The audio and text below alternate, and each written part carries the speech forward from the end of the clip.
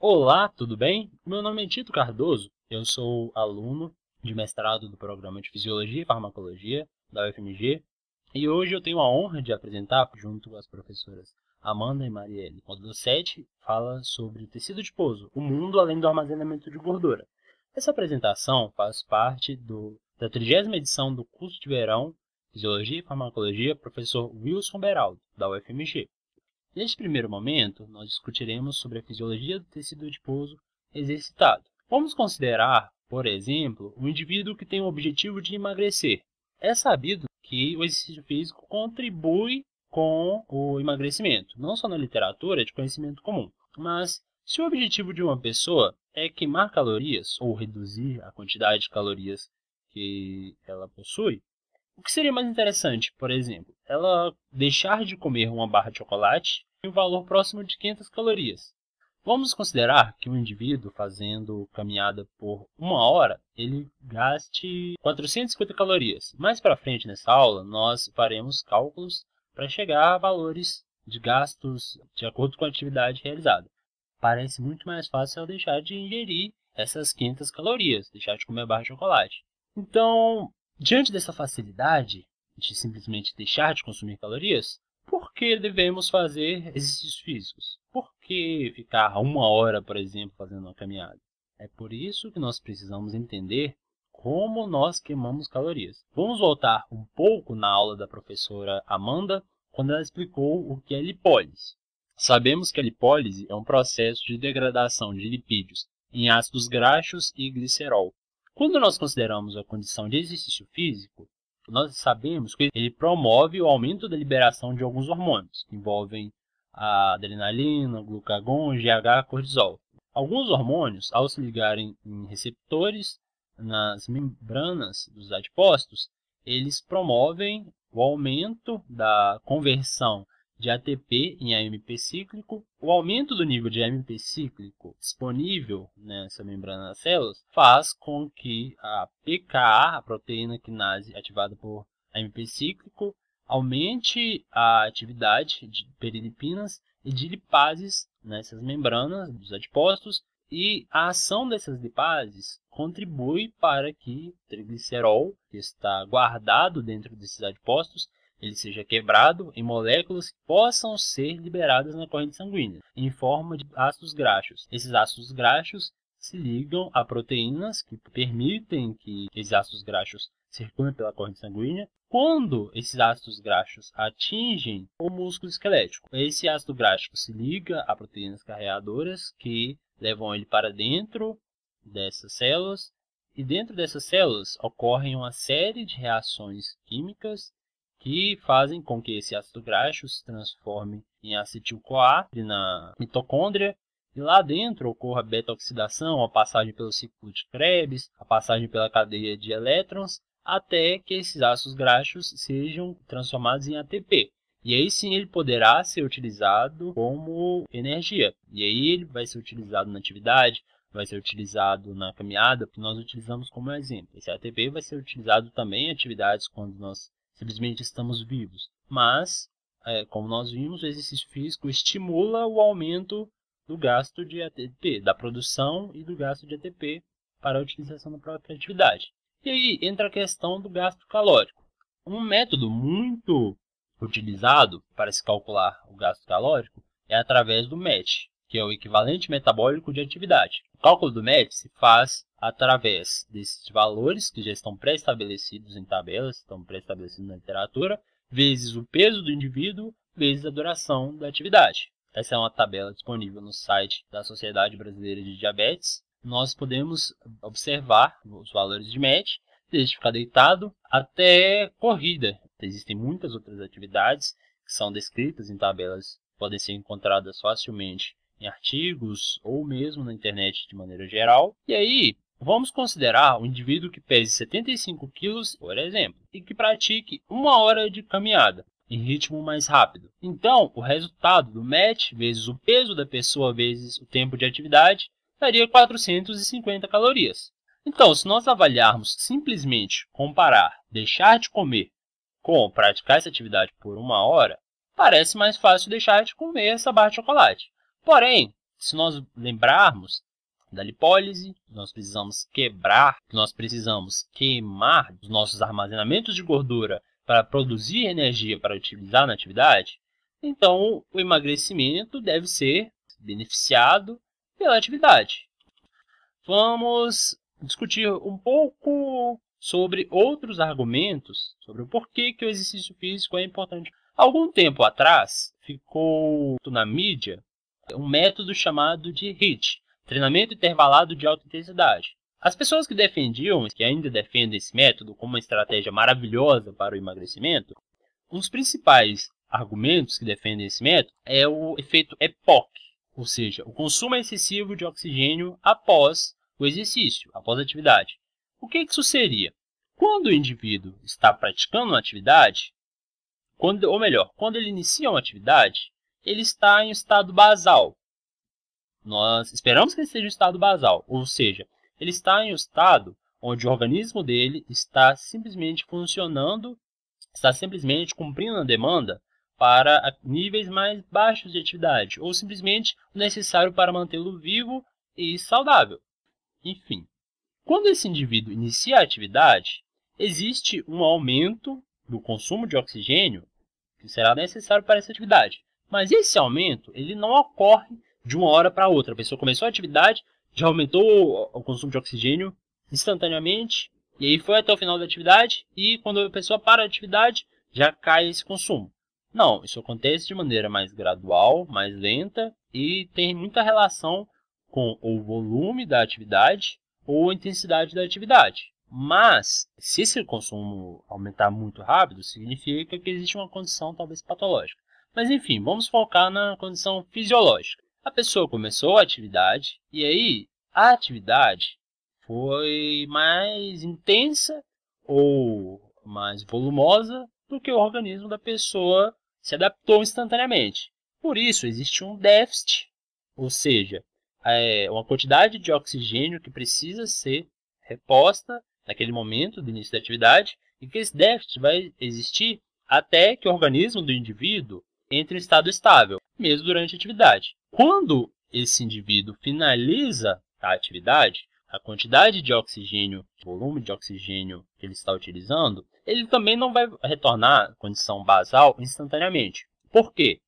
A atividade que ele fez com que ele, por exemplo, gerasse as famosas microlesões no tecido, ele aumentasse a produção de alguns hormônios. Esses hormônios não vão sumir instantaneamente da corrente sanguínea, hormônios relacionados à atividade, hormônios de estresse. Tudo isso aumenta o consumo de oxigênio. E aí, dependendo do tipo de atividade, nós podemos observar nesse gráfico que atividades mais volumosas fazem com que a duração do EPOC seja, entre aspas, mais reduzida em relação a uma atividade mais intensa, mas com volume menor. Daí a defesa para o HIIT. Mas de qualquer forma, quando a pessoa termina uma atividade, o corpo dela precisa se recuperar daquela atividade. E esse tempo de recuperação, desse retorno, desse consumo de oxigênio para o estado basal, é o que eu chamo de EPOC. E aí, o aumento do consumo de oxigênio está relacionado com o aumento do consumo calórico. E esse efeito EPOC pode durar de alguns minutos até, por exemplo, 2 dias. Durante esses 2 dias, o gasto calórico, proporcionalmente, também estará aumentado. Ou seja, além da própria atividade, além das próprias 450 calorias que nós vimos de resultado, também existe um gasto calórico que, inicialmente, após a atividade, será mais elevado e se reduzirá conforme a passagem do tempo, dependendo do tipo da atividade também. Neste trabalho realizado por Lira, em 2007, onde ele buscou avaliar os resultados de valores de EPOC para indivíduos em diferentes tipos de estímulos, tanto o treinamento aeróbio, quanto anaeróbio, quanto a combinação desses dois tipos de treinamentos. Nisso ele utilizou indivíduos de aproximadamente 24 anos, aproximadamente 1,79 m, massa corpórea próximo a 75, VO2 pico próximo a 57 e frequência cardíaca de pico próximo a 186. Aqui é apresentado os resultados dos valores do consumo de oxigênio desses indivíduos de acordo com o tipo de estímulo, tanto aeróbio, de força, combinação de força antes do aeróbio ou aeróbio antes de força. Existe na literatura um cálculo que aponta que aproximadamente a cada 1 litro de oxigênio consumido existe um gasto calórico de 5 calorias. Então, se nós voltarmos na tabela anterior, que nos primeiros 10 minutos houve um valor de consumo de oxigênio próximo a 5,65 ml por quilo por minuto, nesses primeiros minutos. Então, a cada minuto, um indivíduo consumiria aproximadamente 28 calorias nessa atividade. Nós sabemos que esses valores serão reduzidos conforme a passagem do tempo, conforme o indivíduo se recupera da atividade. Mas, se nós somarmos esse consumo após a atividade com o consumo da atividade, é possível observar reduções mais significativas. Nessa meta-análise realizada por Verhegen, perdão se eu estiver pronunciado de maneira incorreta, nessa meta-análise onde ele buscou avaliar as diferenças, os efeitos do treinamento físico versus dieta hipocalórica, a dieta com baixo consumo calórico. Os resultados apontam que a dieta hipocalórica foi mais efetiva na redução do peso corporal que o exercício físico, na maioria dos estudos incluídos na meta-análise. Porém, embora aqui seja um ponto para a dieta hipocalórica, quando nós consideramos o tecido adiposo visceral, o exercício físico apresentou reduções mais significativas desse tecido adiposo visceral que a dieta hipocalórica. E nós sabemos que esse é um resultado muito interessante, porque o tecido adiposo visceral ele tem uma importância muito significativa na regulação do metabolismo do próprio tecido adiposo, em respostas inflamatórias e também uma relação muito importante no desenvolvimento de diversos tipos de patologias. Um fator importante a ser considerado sobre o exercício físico é porque há algumas décadas nós sabemos que o exercício físico ele vai muito além da simples função de regular o peso corporal, de influenciar o peso corporal.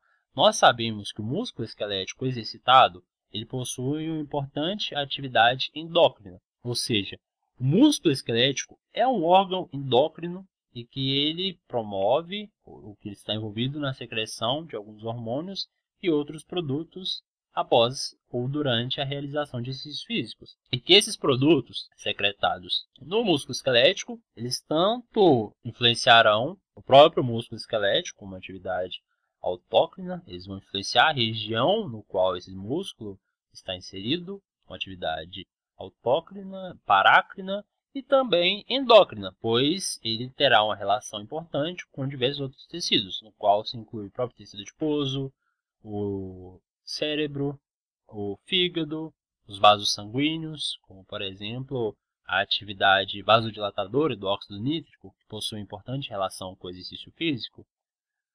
Nós sabemos que alguns dos produtos secretados pelo tecido esquelético exercitado modulam respostas hipertróficas no próprio músculo esquelético, influenciam as atividades e possuem efeitos sistêmicos que envolvem o fígado, tecido adiposo, pâncreas, resposta à ação da insulina no próprio fígado, também influência na própria secreção da insulina pelo pâncreas, influência sobre a formação óssea, influência sobre os osteoblastos, influência na função endotelial e na revascularização, especialmente no que será discutido na próxima aula sobre a inflamação do tecido adiposo, sobre como a inflamação e sobre como a hipertrofia do tecido adiposo prejudica a angiogênese e como o exercício físico volta a promover, volta a contribuir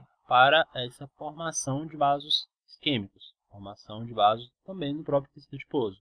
Como o exercício físico, como esses produtos secretados, que são chamados de miocina, influenciam a oxidação de gordura e aumentam a captação de glicose mediada por insulina no tecido adiposo e, o que será discutido daqui para frente, a irisina. A irisina é um produto que está diretamente relacionado com o exercício físico. Alguns a indicam como o hormônio do exercício físico. Ela está relacionada com o escurecimento do tecido adiposo branco.